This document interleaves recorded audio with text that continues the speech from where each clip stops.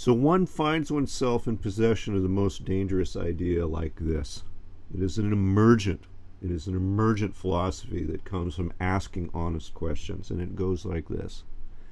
A man finds himself in the world and wonders why. He recognizes that his life is full of a great deal of pain and uncertainty, and it is surprisingly short. There's very little time to come to meaningful grips with himself and universe, and he'd love to reach higher and to greater things, but he tries to get himself through the basic day and to survive, and it is hard. He wants to know why. He needs to know why there is a reason to continue to persist. So the natural question arises, is there a purpose to my existence, or is there not? For if there is not, there is really no meaningful, credible, rational reason to put up with the least of indignities, let alone the worst. So he looks to the universe to try to find purpose, and much of that purpose in the only thing that exists for him in an unquestionably authentic state, not through revelation of priests, not through holy texts, not through mystical visions, but actually the world that he exists in, because the other things are not trustworthy enough to base his choice on. And surprisingly enough, he starts to discover interesting symmetries, not only that exist independently within the natural world, but exist not only in the natural world, but within himself. And he starts to discover that there are within him understandings that are innate, that are not learned. For example, his appreciation of music, his appreciation of mathematics, his appreciation of logic. These are not things that he has learnt, but that have spontaneously emerged within his mind as gifts. And the same structures that exist there also exist in the larger world. This suggests to him credibly, authentically, that there is, in fact, a teleological purpose within the universe that exists independently, not only outside of him, but within him, and he is helpless but to be a co-participant with it. And what is this function? What is this teleologic function that one finds? And it is a calling towards a ever and greater and more profound expression of information and complexity. And while this occurs in objects that are seemingly inanimate, it occurs within the hearts of stars, it most profoundly expresses itself through the mechanism of life that is always seeking, almost in an anti-entropic way, more interesting expressions of itself over and over and over again. And if there is a purpose in the universe, it is clearly that. It is clearly life, and in fact the affirmation reflexively of life towards itself, reaching together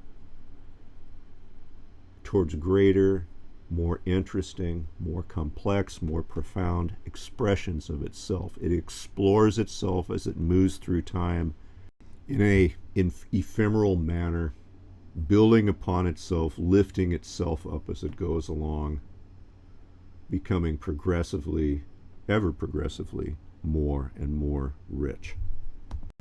And I have to say that once one wraps one's head around that, if you still feel a lack for purpose in your life, I really can't help you. Emerging from this is the idea that to live a life that is purposeful is a choice. It is a choice to embrace one's role as a co-participant within this creative process. This becomes doubly interesting when one recognizes the human condition in being a very funny hybrid of not only the physical world, but of that abstract ether that governs the world.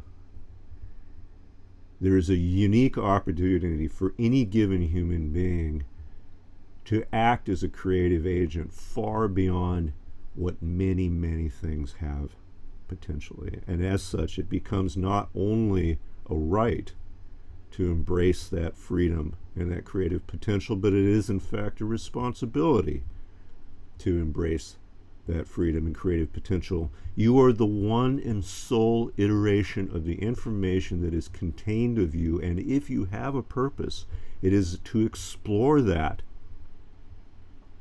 to the greatest of your lived ability. This is the creed. And how far does one take that? As far as it is possible to take it, as long as, and this is key, the efforts there and that exploration does not run afoul of the life process itself. Meaning that if those explorations of expression and freedom become destructive to the greater whole, one is no longer serving the purpose that is inherent in this cosmic process, but one is simply an exploiter of it. And certainly history is full of individuals who either consciously, unconsciously, wittingly, or unwittingly got that basic issue completely wrong. So again, a very simple, honest creed.